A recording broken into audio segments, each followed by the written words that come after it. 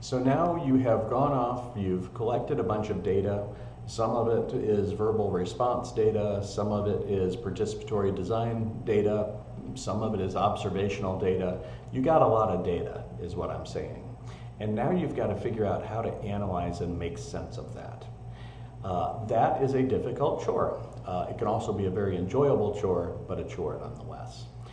We're going to talk about that now, how to analyze qualitative data. And it turns out that there's not just one way to analyze these data, there's multiple ways. So I'll talk about a couple different ways. One of the things you're going to have to do just about no matter what is to replay and capture data from the customer visits. Kind of walk through, based on your notes, everything that happened and kind of replay it in your head. I think it's important during this time not to abstract it or summarize it. Don't figure out what it all means. We'll save that for a little bit later during a time I call affinity diagramming, or that is called affinity diagramming. I'm not the only one who says this.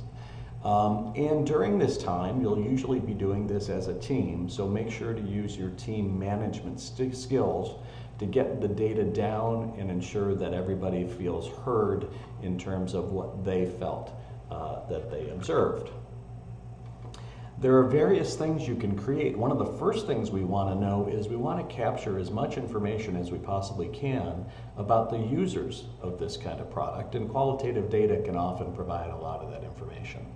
So you'll create a user profile. A user profile sort of lists the most important characteristics of your users so that you can make sure you accommodate those in the design of your devices or your products. And many variables actually contribute to how users or different user groups work with a device or a product, and you need to determine which variables are most important for your performance and the satisfaction with your device. So here are some examples of variables that you may choose from. You probably don't want to list all of them, but all of these things have some bearing on how people interact with your device. So if you're defining your users or characterizing your users in a user profile, some things you might want to include would be, what type of job do they have? What's their reading ability like? Are they good or bad at reading long strings of text, for example? How do they feel about technology in general? Do they like technology and they've grown up with it, or are they folks that are kind of not technology fans? How motivated are they to learn new information? How good is their typing? How good is their typing, on a small device? Other things, if it's a physical device, for example, what's their height? What's their weight or their girth? Is it easy for them to fit in places or reach or things like that? How experienced are they with various tasks? How do they get trained? All of those kinds of things. Does the project, does the job they're doing have a lot of turnover? If that's the case, well, you're going to have to design things that are really easy to learn, because you'll constantly be getting new people to replace the old people. But these are just some of the variables that you'll want to keep track of. Now, as I said, you're going to have a whole bunch of information, and you're going to want to get your head around that information in a way that it's more easy to make sense of. One of the ways we go about doing this is using something called affinity diagramming. So the notion here is to cluster observations or notes that you've collected over a period of time and put them into categories. And you can do this by simply writing each individual note or each individual thought on a Post-it note, putting them all up on a big wall somewhere, and then rearranging those notes so that those things that are most similar to each other or most related to each other then get clustered together. What you end up with is kind of a set of clusters or categories like you might have here. And now you can begin to see a structure grows out of this. This is a particularly big structure, of course, but a structure grows out of this and begins to make sense. So that's the notion behind affinity diagramming, and it's probably one of the most common types of simple data analysis techniques there are out there for qualitative data. Now, you also would probably want to conduct a task analysis. And a task analysis, after you've observed somebody doing their work, is where we look at each task that they do and provide a step-by-step description of that task. You'll describe, understand, represent how the person works, etc., and so on. So here's an example of a common type of task analysis that people do. It's probably the one that I use most, which is called a hierarchical task analysis. And it's based on the notion that most tasks are made up of smaller tasks, or what I'll call subtasks. And subtasks in turn are made up of subtasks. And subtasks are made up of subtasks, etc. And eventually you get to a point at the bottom where, well, it doesn't make sense to keep breaking it down. So that's the notion. You describe an activity in terms of a hierarchy of goals or tasks and sub-goals or subtasks. And you break those down further and further. So here's an example: monitor a patient's oxygen level. You might want to set up hardware and software. You want to monitor the patient. Maybe I'm interested in understanding how they set up the software here. Actually, that's hardware there. Software over here. Well, first you connect the base station, then you charge the O2 monitor, then you install the sensor. Connecting the base station includes these three things, etc. So you break it down in this way. And then for each one of these things, you identify these leaves, basically, these end parts on the tree. We go through and analyze those. And when we analyze those, we sort of identify the job activity. We actually do what we just mentioned. We identify the tasks, we identify the subtasks, etc. But now when we get down to this level, sorry, I'm going to go back, say connect the USB cable to the base station, we would identify, okay, what are things like potential interruptions? What mistakes might the user make? What must the user do when they make a mistake? What strategies do they use to improve their performance? Once they've done that task, subtask, do they know what to do next? Is that obvious? Is the set of steps efficient or inefficient? What must they remember between subtasks, etc.? So in this way, you're going through and you're making sure, I'm going to go back one page again, when we connect to the USB, I'm asking and answering all of those questions that I just mentioned. And then I move to the next one, connect the USB cable to the USB power block, and I ask the same questions and answer them. Same thing with the next one and so forth. But that way I always can go through and identify what it is that the person is doing, and then potentially what could go wrong with what the person is doing.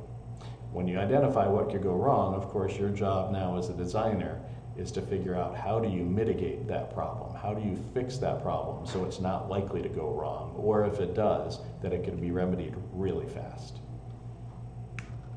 Okay, now there's other ways I can do a task analysis. So this is kind of a process analysis, which is swim lanes. And you'll notice in a swim lane before, when I go up here, I'm bouncing around a lot, sorry gang. When I go back up here to my hierarchical task analysis, this is kind of like one person doing the hierarchical task analysis, right? One person is monitoring the patient, one person is setting up the software. Down here, we might have a process that involves multiple people. When it involves multiple people, you're going to want to use swim lanes. So here's what the customer does, here's what the salesperson does, here's what happens in the contracts department, here's what legal does. I'm not sure why they're in bold, they must be important. And over here, here's what fulfillment does.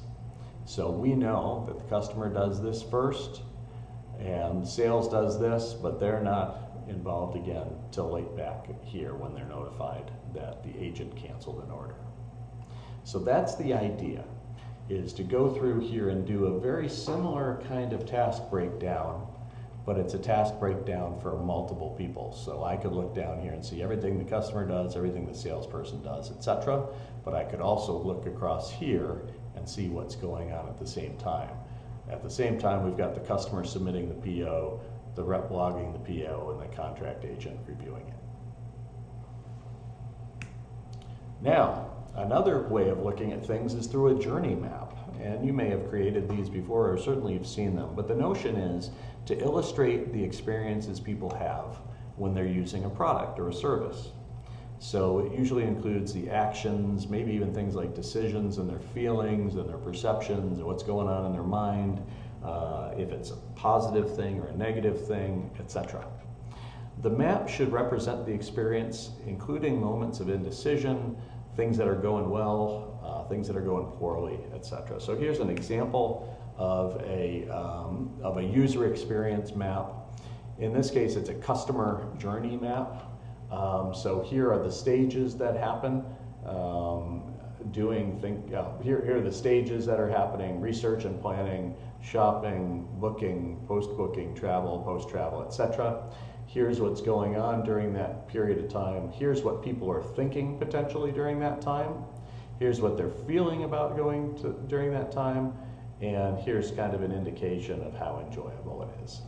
Now, the fact is, I sort of feel like this is over-designed to a large degree, and you'll see this happening quite a bit these days, where journey maps and things like journey maps, I think designers are focusing on making them prettier and prettier, but they're not necessarily focused on making the data better and better. But it's the data, of course, that enable you to figure out what to design and how to create an experience and so forth. It's not how pretty the analysis is. So I would focus more on doing things like making sure the information in here about what people are thinking is accurate and that you have real honest to goodness confidence in it. Then I would worry about giving this, for example, a nice little bar chart, which isn't particularly helpful, to tell you the truth. Okay, so I thought that hopefully that's helpful in talking through some things related to qualitative research. I should mention some other things about qualitative research. Qualitative research is a wonderful precursor to what we'll explore shortly, which is quantitative research. Often qualitative research is what gives us our ideas. We go off and design products and so forth, and we'll want to evaluate those products with more number-oriented kinds of things that we can be sure are more reliable and valid. The important part to remember here is it was the qualitative research that got us there. It was the qualitative research that enabled us to come with the ideas. It was the qualitative research that got us interacting with the world, that immersed us in the world of the user. So qualitative research is pretty darn important, and it's going to be important for you guys as designers and human factors and human systems engineers and so forth to really master doing good qualitative research. And then your quantitative research will come next. So we'll be moving on to that shortly.